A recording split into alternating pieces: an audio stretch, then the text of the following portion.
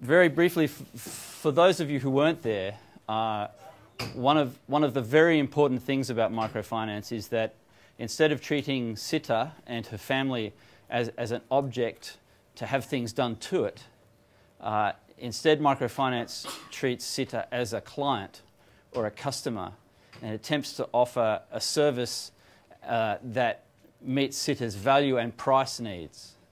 So Sita has much more power in that environment than she does in an environment where she's being offered the opportunity to participate in something, but really limited opportunity to say, well, that's not what I want.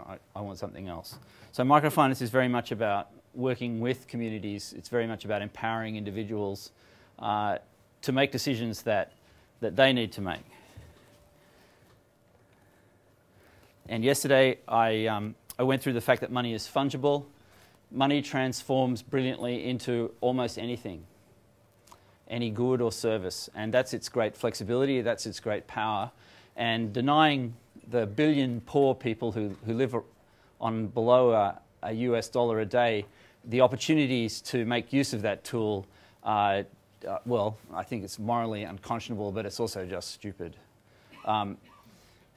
It's much, much more important for poor people to have all the tools that they can possibly reach out for to manage their financial affairs, to manage their circumstances of life, than it actually is for us. We have generally substantial excess over what our basic needs are. They have substantial lack.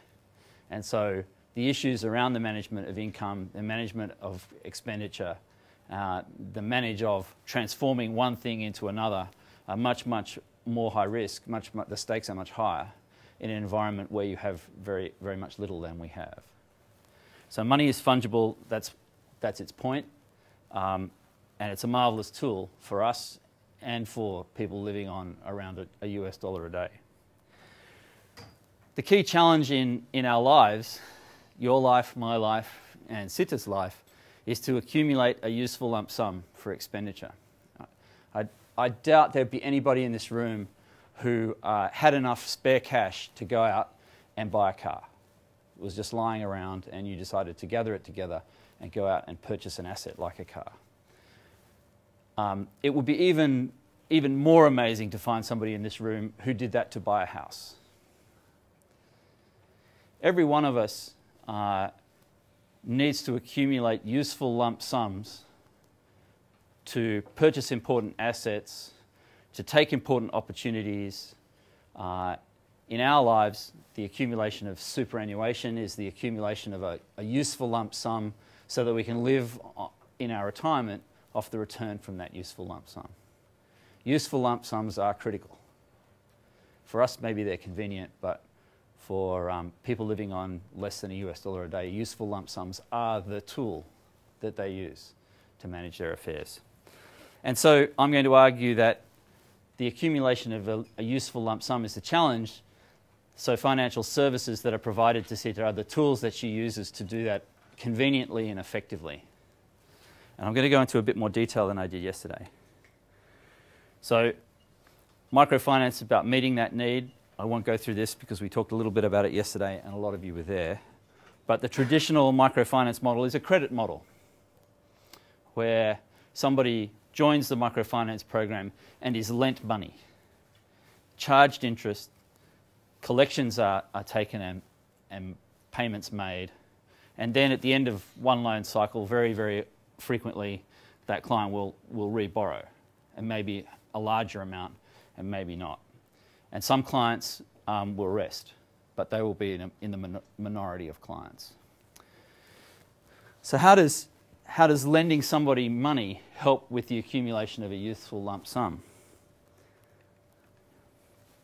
Well, if you think about accumulating a useful lump sum, you can save.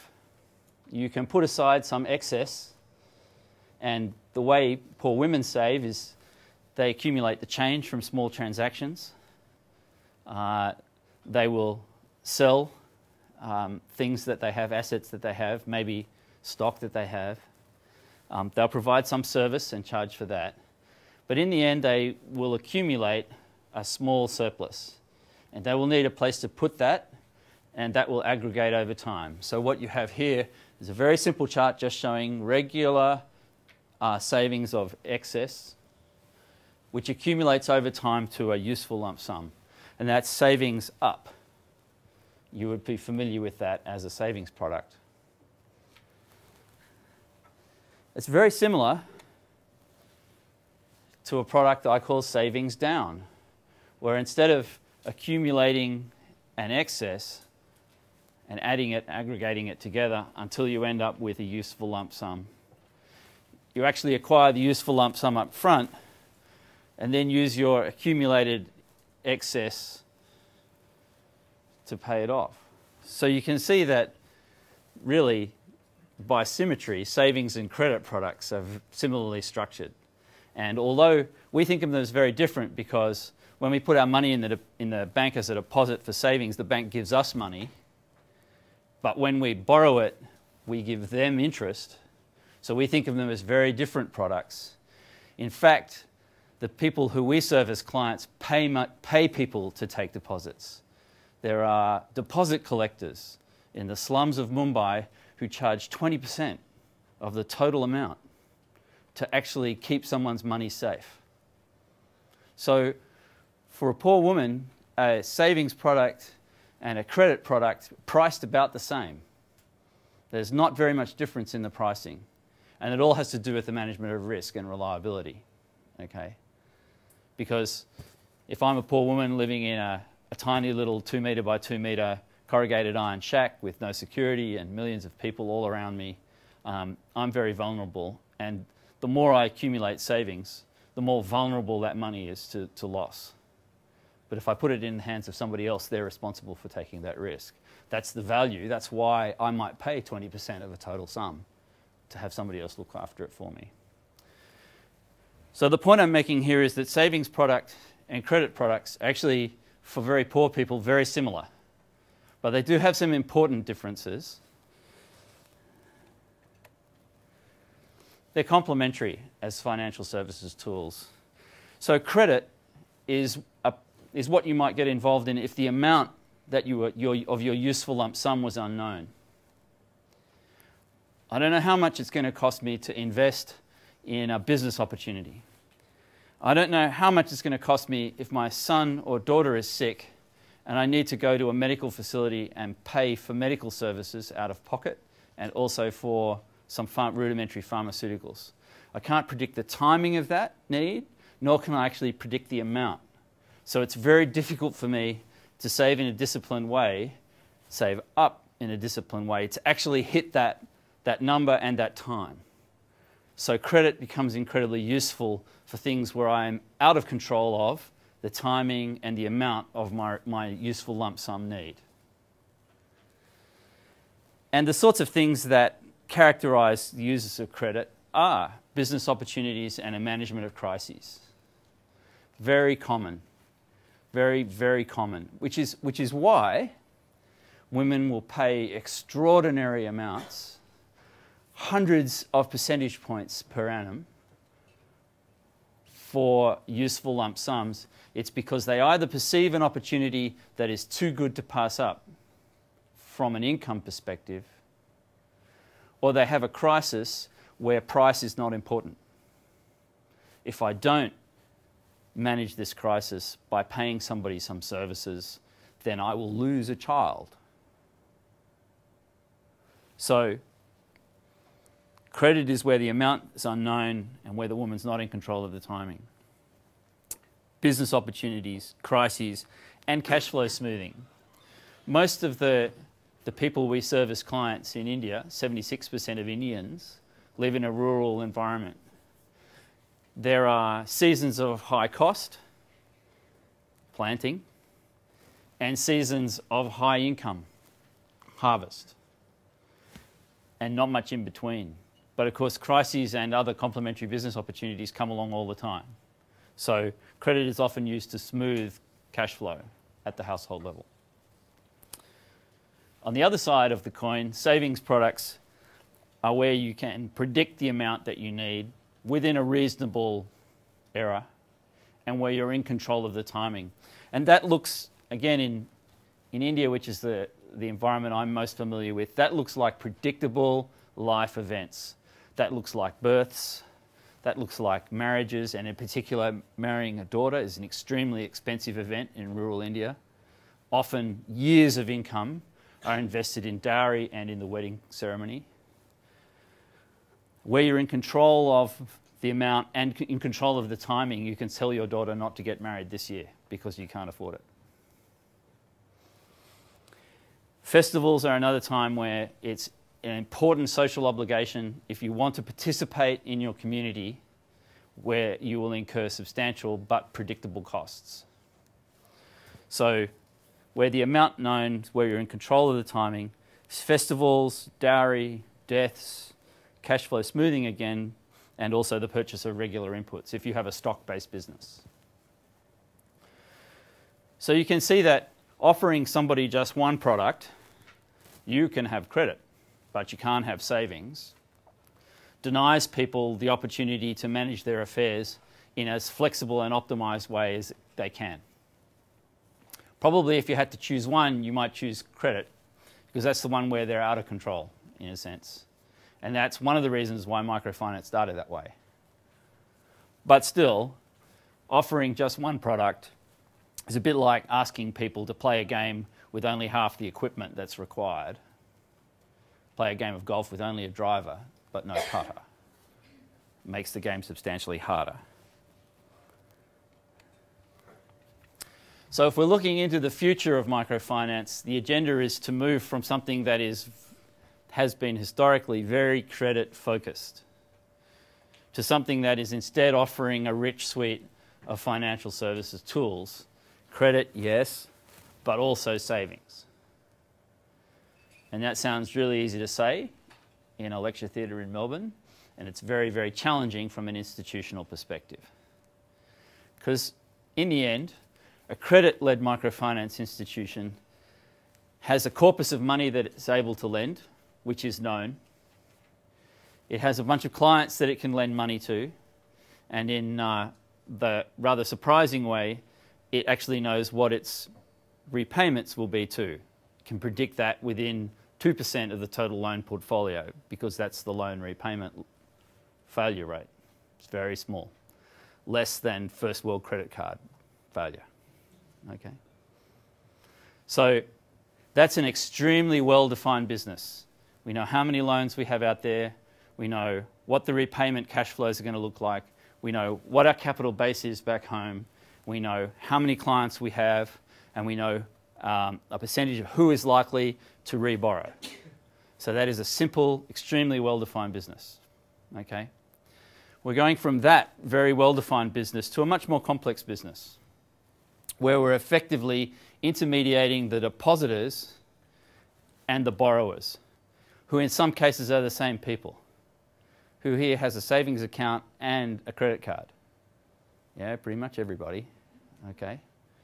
So that's a tough environment, because while the credit cash flows are known very well, the amount of deposit activity and the stability of the deposit activity and the return that you might need to pay on the deposit activity, that's very complex to manage. And if you've lent somebody's money to a borrower and they want it back, you have to have sufficient liquid reserves to be able to pay them. When you don't, that's called a run on a bank, and we've heard about those recently, right? Now, you can argue that the people who lost money, lost deposits in various, I referred to them yesterday, exotic financial instruments in first world markets around mortgage-backed securities, right? Well, I'm not sure what percentage of them are starving, but it's probably fairly small. Now, they're hurt. I'm not saying they're not. But if we take a very poor person's accumulated surplus and we stick it in a bank and lend it out, and then there's a flood, everybody loses their houses, everybody loses their means of production, their crops, their cows, their assets, well, that whole community is going to stand on the doorstep of the bank saying, I'll have my accumulated surplus back. So intermediating borrowers and depositors in very poor, high-risk environments with institutions that don't have a massive capital base is a very challenging task. Yet that is the migration that is going on at the moment in microfinance. We're moving from credit-led institutions where the risk is entirely with the institution. Let's imagine that you're my clients and I'm the credit institution. I lend every one of you $100. Who's carrying the risk? Well, I'm carrying the risk that you won't repay me. But let's imagine like half of you are depositors and half of you are borrowers, and I say, hey guys, give me some money, I'm going to lend it to these people and I'll pay you a little bit. Who's carrying the risk now?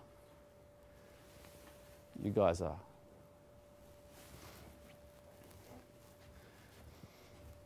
So, agenda item 1 is the development of a rich portfolio of financial services products that meet the full needs of very, very poor clients to manage their affairs in an optimized way. That doesn't come without some risks. The benefits are not riskless. So we've talked about credit, we've talked about savings. The other very important part of a full suite of financial services products is about the passing off or the sharing of risk. That's what insurance is, right? Every insurance product has the same structure. All of you insure yourselves for some event, but only 2 of you actually have the event occur. So the 2 of you get the accumulated premiums that everybody has here to manage that event. Doesn't matter if it's asset insurance, life insurance, or health insurance. That's the structure of insurance products. It's complicated by the fact that I will go and invest your money and hope to get a return on it. But no? Okay. So poor communities struggle to pass risk off. If I'm a poor woman in Uttar Pradesh and I buy a cow, I might have committed 8,000 or 9,000 rupees to that asset, but it can die tomorrow, leaving me with just the debt. So microinsurance is, I think, a new frontier in the provision of financial services to poor people, and it is about passing off risk to a community as opposed to leaving those risks pretty much isolated and confined to individuals. One of the great challenges of microinsurance is something called covariant risk, right? So let's imagine that you're a community in the Gangetic Plain in the north of India, and I insure all of your dwellings.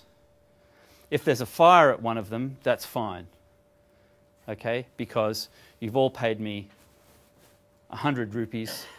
Let's say there are 1,000 of you. So I have 100,000 rupees, so I can replace a dwelling with that money very easily. But what if there's a flood and all of you lose all of your dwellings?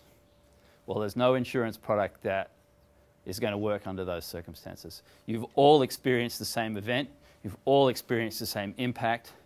So there's very little I can do except disperse the premiums back to you. I don't have a magic way of multiplying the premium number. So covariant risk is an enormous challenge in ensuring populations in very poor environments. Natural disasters are an issue, epidemics are an issue. You're all likely to experience the same political and rule of law type risks. You're all going to experience the same health risks. You're all going to experience the same climate risks. So managing covariant risk is tough. And at the moment, microinsurance isn't really big enough to pass risk off between, say, Dalit communities in Uttar Pradesh and tribal communities in the north of Kenya. But ultimately, that's what needs to happen for it to work, because there won't be covariant risk between those 2 communities. So, moving from credit to a full suite of products, including insurance, that would be agenda item 1. For the future of microfinance. And it involves changing the structure of the capital base, changing the capability of organisations to deliver, and it would involve changing involvement in regulators. Together with the development of the penetration of an extremely large risk pool for insurance purposes. So these are ambitious things to do. And the role that opportunity is playing in that is we're driving credit product reform in the Philippines. The Philippines is a market that has had microfinance for over 30 years. And together with AusAid, we are working through a product reform process that looks like a product development process in a bank, because it is, really, where we're moving away from the kind of traditional model where it's a fixed term for the credit product, it's a fixed amount for the credit product. There's a co-guarantor, the group guarantees, where you can't pre-terminate, where you can't pay early, right? And where you only increase your credit in very strict increments, very slow increments. All of these decisions are made pretty much for the benefit of the microfinance organisation. Either we get very standard, consistent business operations, or we get a way of saving money. What we're effectively doing is moving the slider from a very efficient production process that would produce a Model T Ford, which wouldn't be a great car today, but would be better than walking, to a much more flexible environment where you can pre-terminate, you can pay off and borrow another amount, where the incentive is not for repayment is not that the other women will have to pay if you don't, but in fact it's the access to the future credit stream, where you still have to meet, but you don't have to meet for long, and where the financial services transactions are much more efficient. So what we're doing is trying to make the basic product more flexible and more attractive, and that's about meeting client needs. But we're also asking the microfinance organisation to become more capable, more flexible, more complex, more challenging to run and operate, more difficult to predict, because cash flows in an environment where people can pre-terminate are very volatile, as opposed to entirely rock solid and consistent. So liquidity management is a much greater challenge. Figuring out if something's going wrong is a much greater challenge because it's less predictable. Much more things can go wrong. So we're driving product reform in the Philippines, and in India we're encouraging engagement with microinsurance. It turns out that about 60% of all women in rural India that borrow money buy a cow. It's a traditional, adjacent economic activity for women to perform. But when they do that, they often don't have land or fodder. They often don't have access to the water that the cow needs.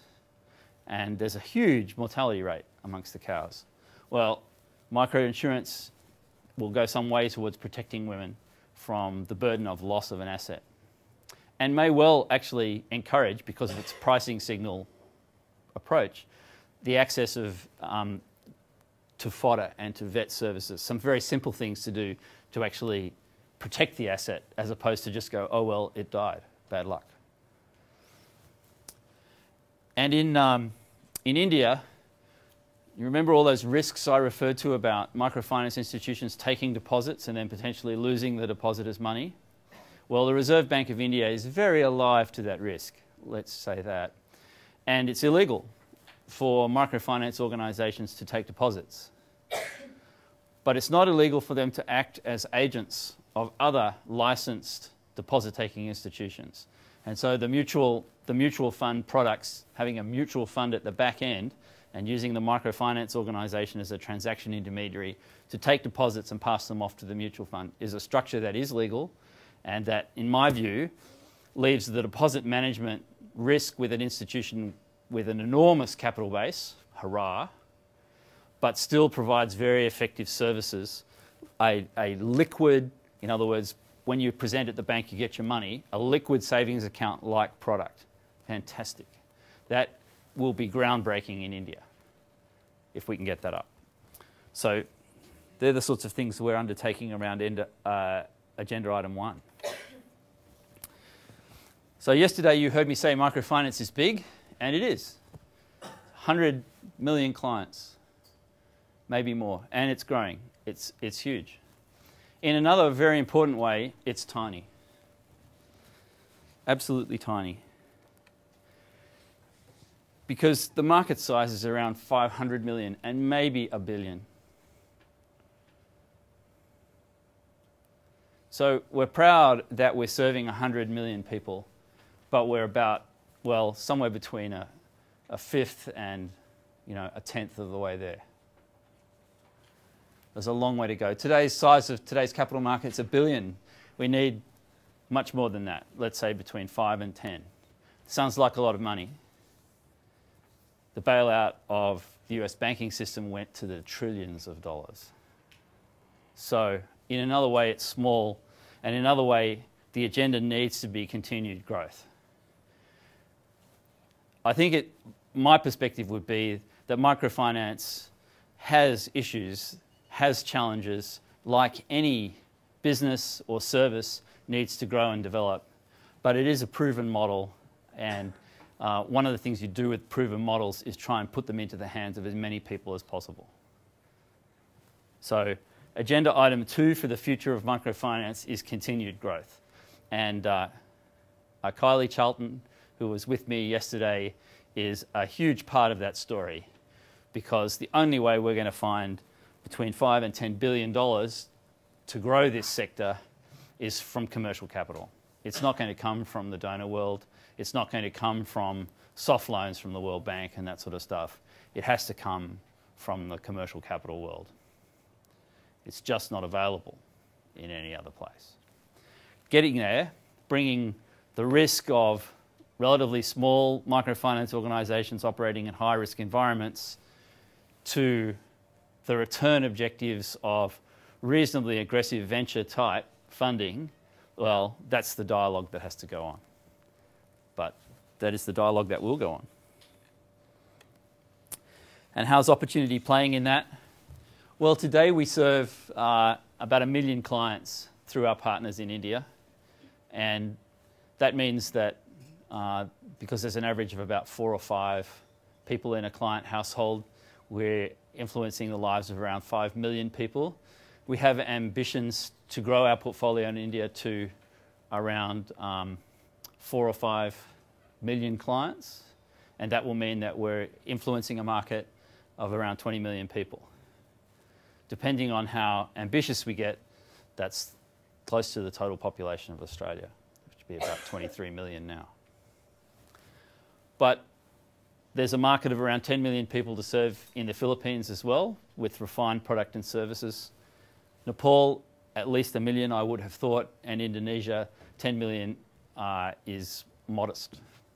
There's 230 million people living in Indonesia, and about 40% of them would qualify as microfinance clients. It's just a very difficult market to serve. So I think our ambitions over the next 5 years is to have a very, very large microfinance base and to be playing substantially in the development of the supply.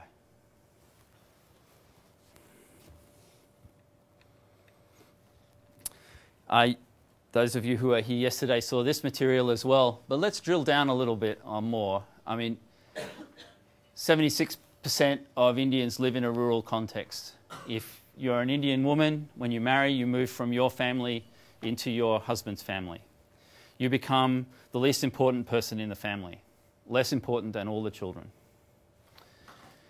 Your job, apart from supporting your husband in a variety of ways, and his mother, and his parents, is to produce male children.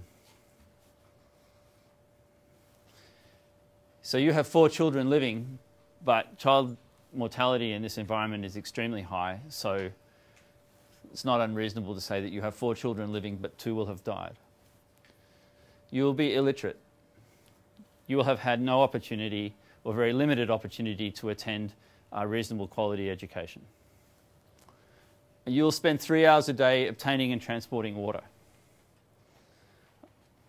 I don't have time to show you pictures of Madhya Pradesh, but it would be great to just get a sense of how difficult obtaining and transporting.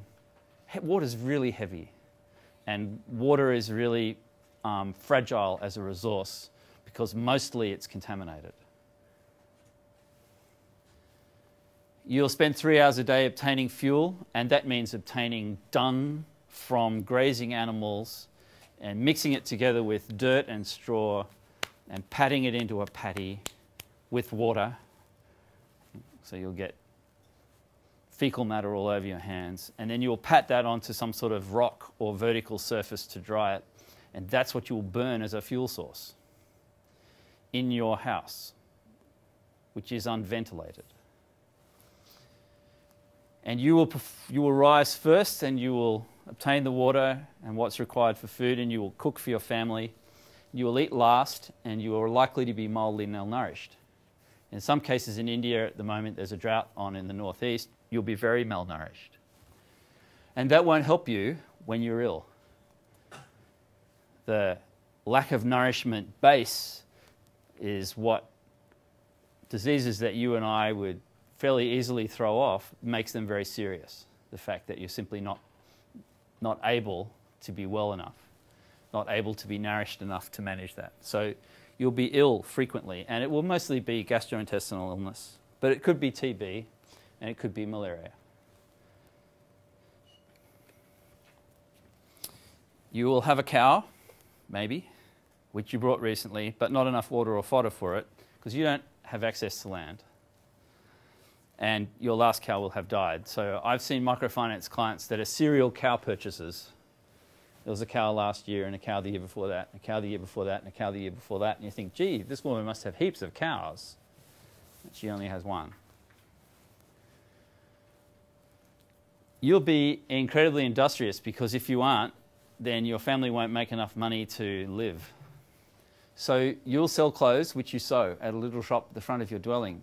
And when Ram, your husband, isn't working because it's not harvest time and it's not planting time, and he's just a rural labourer, so a day labourer, which means the only time he knows he's working is when he works on a daily basis. So today I am working, but tomorrow I might not be. You will be the key source of your family's funds during that time when he's not working. And you might live on between $2 and $3 a day. So you're not actually the poorest person in your village who live on less than $1 a day. And your ambition will be to send your children to school, because even a poor woman in India knows that education is the ticket to a new and different life. But you'll have to choose which one of your children goes to school, and you will probably send the eldest son, and that will be very important to you, and that will be a great step forward. But sadly, out of the time that he spends in school, less than 20% of it will actually be with a teacher teaching. Teacher absence is endemic in India.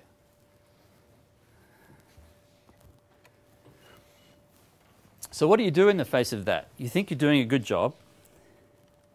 You think you're providing people with effective financial services tools which enable them to manage risks, to take opportunities. But you know that the environment of production that they're operating in is so meagre and fragile.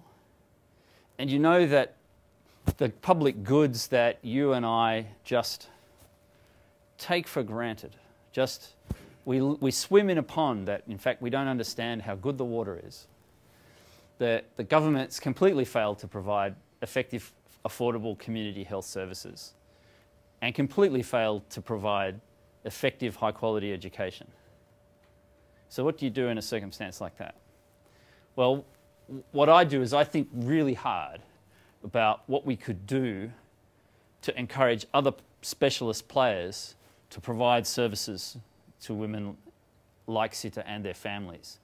And I know quite a bit about Sita now because she's a client of mine, and I know people who see her regularly on at least a weekly basis, and sometimes less frequently, the area managers and the leaders. So I have particular insight into a market now and a particular access to that market.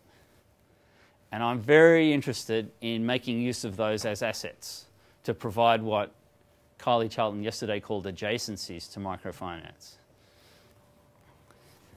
So this is what it looks like. Agenda item 3 for microfinance into the future. We've got the microfinance organisations, and they need to do what they do well. They need to provide rich financial services at an affordable price to literally billions of people. Let's get on and do that. But where governments fail to provide public goods that are required to reinforce the impact of that capital, then health and education and other specialist development agencies can step in and provide services.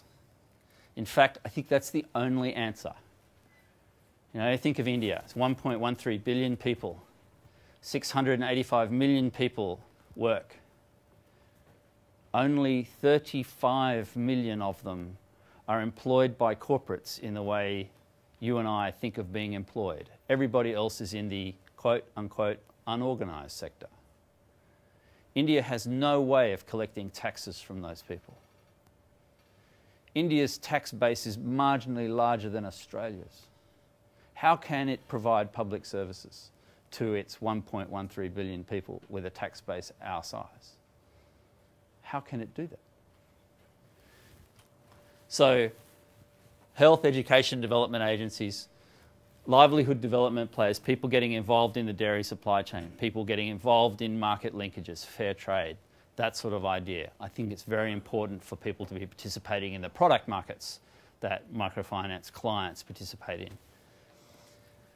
And I think communities of faith are important too. I think communities of faith are ultimately, if you want to look at, take a look at Maslow's hierarchy of needs or some other model, then you see that the things that bring joy to people's lives are about participating in their cultural environment. And communities of faith in India are critically important to that.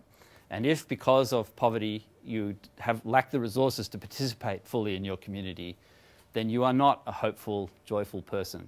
So this is not just about a materialistic view.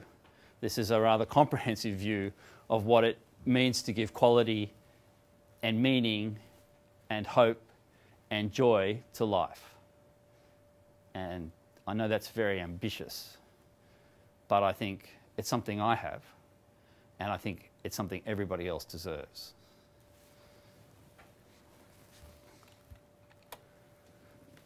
So this looks like social enterprise acting to create public goods where governments fail. Acting as a niche ethical investor, because that's what governments do primarily. I mean, they set policy, but largely they're capital providers. That's the big thing they do for the school system, for the health system. And so we're interested in needs-based action. We're looking at investing financial capital for social return. Complex, tricky. It's easy to measure financial return. It's very tough to measure social return. But we've embarked on that journey, I guess. Social return monitored via social performance management, specific, intentional, reasonably rigorous understanding of what changes are going on in the client base. We're interested in market-based solutions. I started out by saying that I thought microfinance was good because it made use of some of the key capabilities that SITA has. And it swims downstream with her. We're not swimming against any tide. SITA makes important decisions. We keep our hands off. We provide services. If they're not attractive, we don't provide them. We can't provide them. So this is very demand-led, in a sense. It's not supply-driven. And I think that's fairly important. We'd like to continue to do that. If our solutions work, if we continue to see demand, then great. If we don't see demand, then we've got it wrong, right? That's the key signal. Clients remain as reasonably empowered purchasers of our services. And we think partnering with other complementary agencies is very important. The history of the provision of medical facilities in what might be described as modern India is that there was an asset base created, believe it or not, by Christian missionaries from about the 1850s through to about 1920. And the capital came with those organisations, and they built hospitals that have about 200,000 beds or so, which at the moment is about half of the entire bed capacity in India. So that stopped at independence, and the assets were handed over to the church. Sadly, what made the church up was converted Dalit communities, so converted untouchables, the poorest of the poor people in India. and asking them to capitalise and operate community health facilities when they were starving themselves and couldn't pay their pastors was just too much. And so there are a whole series of land and building assets which are moribund at the moment. And I think that's an opportunity that is simply too great to pass up. And so we'll be seeing if we can take management control of those facilities and use them as, recapitalise them, operate them on a commercial basis, and use them as hubs for distributed community services into rural environments. They already are not where most of the other health facilities are in India, which would be urban environments serving middle class and medical tourists. So the other thing is if we can distribute a health insurance product through the microfinance distribution chain, then that can be quite a reasonable source of operating funding for the health institutions themselves. So at the moment, one of their issues is that their operating funding is extraordinarily volatile. So they can't manage that volatility. So that's an idea of connecting a need, making use of the microfinance platform, but also making use of some other assets and some capability to bring together into what I think could be a very good story for pro-poor, effective community health, particularly across the north of India. And my personal story is that I'm moving to Hyderabad next year with my family to drive exactly this process. The same sort of story applies, I think, to education, but I will just speed up. So I'm very focused on SITA because I see SITA as a client, and I can say that we'll have done our job when SITA is no longer hungry. I think that's a reasonable outcome to aim for. When she has access to clean drinking water and isn't made ill constantly by what she drinks. She has effective, healthy shelter for herself and her family. She has all the clothes she needs. She can read and write. She can obtain effective, affordable health care for herself and her family, gets a reasonable price and is not cheated for her produce. She can send her children to school,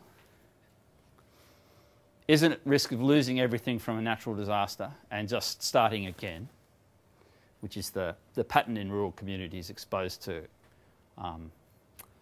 natural disasters. She can participate fully as a valued member of her community, and she can make choices about what community she participates in. That's my goal.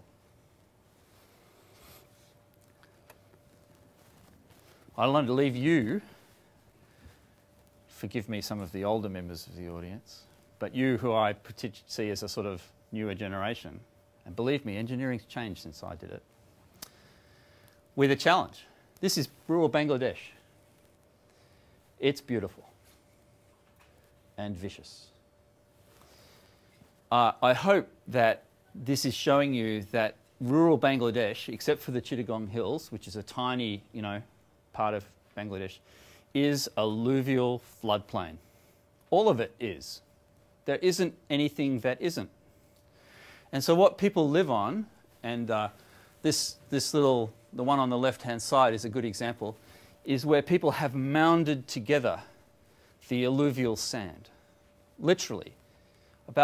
It seemed to me, just observing, about half of all productive activity in rural Bangladesh that's not during the planting and the harvest season is earthworks.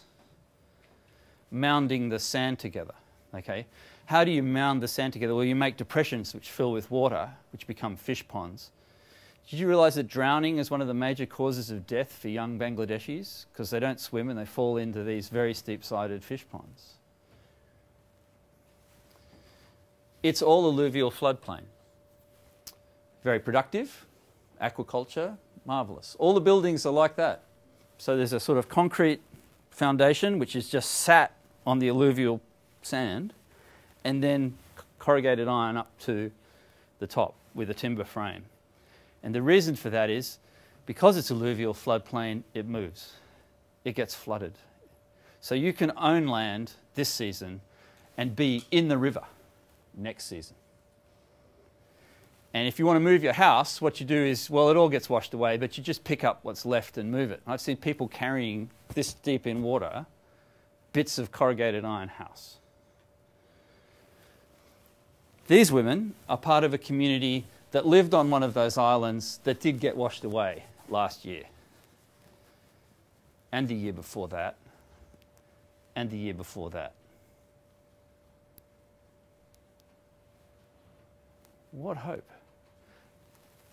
They zero base. They lost their crops, they lost their cattle, they lost their possessions, they started again. Next year, they lost their cattle, they lost their crops, they lost their possessions, they started again. Now, they're particularly alienated as a community, but that just shows you the effect of natural disasters on vulnerable communities. They just zero base. Microfinance isn't doing anything for these people because whatever they accumulate, they then lose.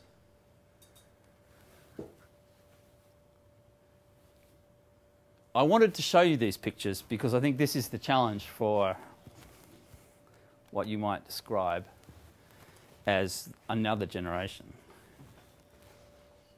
Development without increasing carbon emissions. If you haven't done it, get onto Gapminder and have a look at Hans Rosling's data on what it's cost in terms of carbon emissions countries to develop from Bangladesh-like circumstances to the quality of life we have. The longer-term development challenge is aligning energy and economic needs of poor clients. I use the word client advisedly because if those needs are not aligned, then you'll be swimming against an enormous tide, which I think you'll have not much hope of actually making much progress around. So what is it that we can do to align energy and economic needs of poor clients? Low emission stoves, getting them involved in agricultural activities which deliver carbon sequestration, community energy generation, biomass, small hydro, I don't know, fuel efficient stoves that stop you burning dung, that give you respiratory illness, but instead lower carbon emissions. Carbon's going to become a really, really important part of understanding what's going on in very poor markets. It might even be a new revenue stream for the sustainable social enterprises that I refer to. But it's not a challenge that we understand well, and it's not one we can ignore. Fortunately, it's strongly aligned with the needs of clients, and that's why I showed you the Bangladeshis, is if they are, of all communities on Earth, possibly with the exception of remote coral atolls, the people who are going to migrate into West Bengal to get away from the sea level rises and the destruction of the land they currently live on, that will come. Imagine 138 million people stampeding into West Bengal. And of course, we need sustainable environmental practices. We need to find a way of striking a balance between risk and reward. One of the great development successes of the 70s and 80s was the Green Revolution, where we ended up with much, much more productive crop types. But we need to be careful that the risks of intensification aren't actually giving us a nice short-term reward, but long-term risks. And issues around access to water, issues around management of land use, issues around and the way they themselves interact with carbon emissions makes the whole thing much, much more challenging, I think. So this was Microfinance Tomorrow, and I hope you get a sense of what's coming. Rich financial products, adjacent activities, growth, but also the day after tomorrow, where microfinance will have to go with its client base to make sure that it's continuing, I think, to optimise the impact on clients and not being harmful. Thank you.